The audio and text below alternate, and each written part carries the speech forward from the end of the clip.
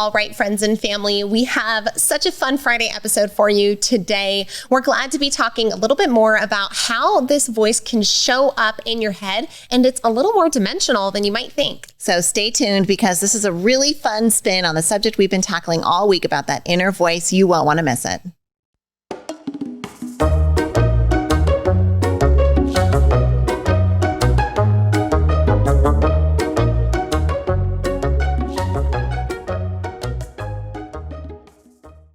We've had some really cool access to some really cool people, and we want to share it with you. We have an amazing interview series of some of the interviews we've done with celebrities like Dr. Deborah Tillman, America's Super Nanny, Dr. Joseph McClendon III, famous neuropsychologist, former professor of UCLA. We've got Dr. Bruce Lipton, author of Beyond Belief, and we even have John Maxwell, the #1 leadership expert. Your sisters want to bring you into the room with our most exclusive access. So go to kandshy.com. Right there on the homepage, you will see a button that says Get My Celebrity Interview Series, and we would love to share our access with you. KAYANDSHI.com. We'll see you over there.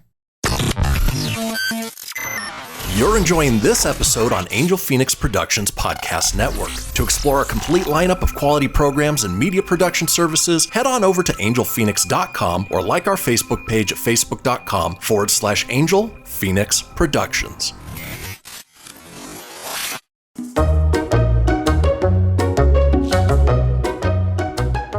Okay, so today we're talking about this inner voice and bringing in the idea that maybe this inner voice doesn't have to just be one person or one narrator. Now, if you listened to the full-length episode from Monday, you know that we suggested if you personify the voice, maybe you give it a name, especially when that voice is being disempowering. It can help you, right? Oh, there goes Tina again. Like, that's not you. It's disassociating yourself with that voice, and it allows you to gain some more of that distance. But we're here to say, why not take that one step further, as both Kay and myself have done, and let that voice manifest in kind of a lot of different voices. Well, through the power of imagination. There's so much that you can do to help that voice get more empowering for you.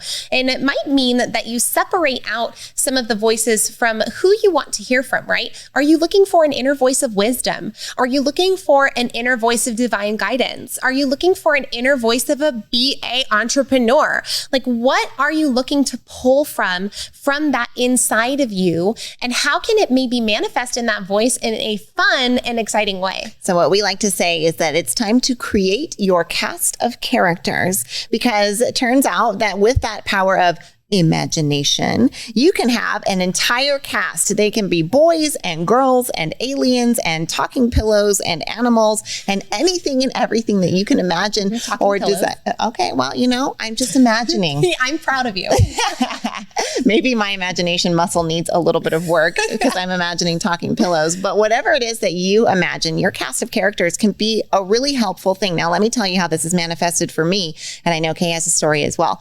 Now, when we, again, I guess we're going to talk about Tony Robbins a lot, went to a conference called Date with Destiny. Tony talked about the fact that we all have these different abilities inside to gain wisdom and knowledge from these different kinds of characters that we have inside. One of these characters is our sovereign, right? That's that integrity piece. It's that royalty piece. One of those characters is the magician. It's the one that makes things happen, that carries the wand, that has that bit of life, spice, and magic. One's the lover. That's the one that wants to be on the couch on Christmas all day, cuddling and loving your family. And then one's the warrior, right? That's that piece of your personality that steps up and says, I got this. I'm going to protect us. I'm going to handle it. Now, these 4 aspects of your personality can all be assigned a voice. And that's exactly what I've done over the years. Each one of those has a voice, a persona, an outfit.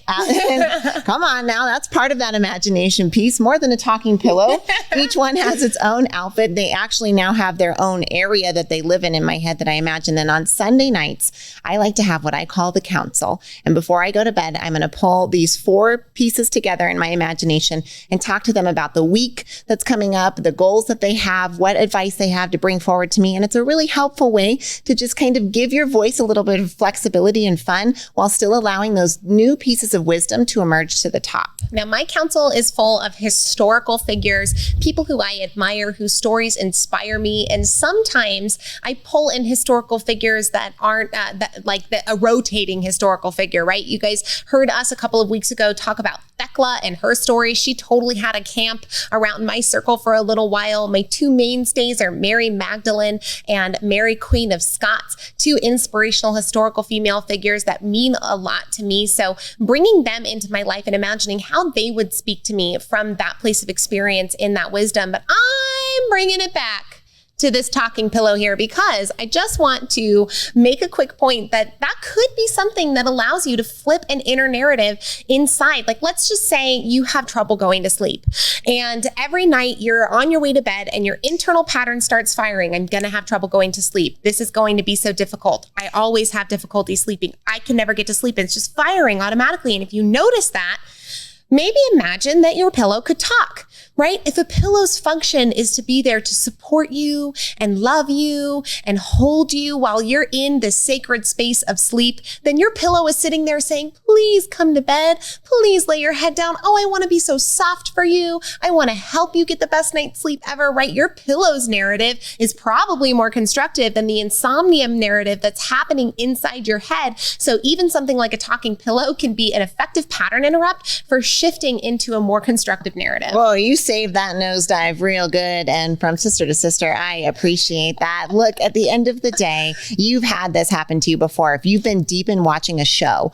or you've been reading a book for hours and hours on end, haven't you noticed that afterwards your brain kind of talks in that pattern, that your brain is narrating in the same way that the characters on the TV show or in the book? Talk about like the Scottish accent that arrived after Outlander, right? Like that was a part of your internal narrative. So this just shows you, A, how impressionable you are, and B, how you can control that and choose which things you're allowing to influence those voices and how you're going to personify and bring them forward. So from talking pillows to inner roommates and everything in between, we hope you have enjoyed this week's feature on the inner voice, the inner narration, and what you can do to make it more constructive. Next week, we can't wait to come at you with an episode all about discipline. And remember, this is coming at you with love from your sisters, Kay and Shy.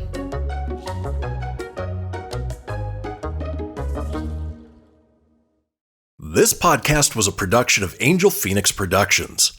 Explore more episodes of this show or other great shows on the Angel Phoenix Podcast Network by visiting angelphoenix.com.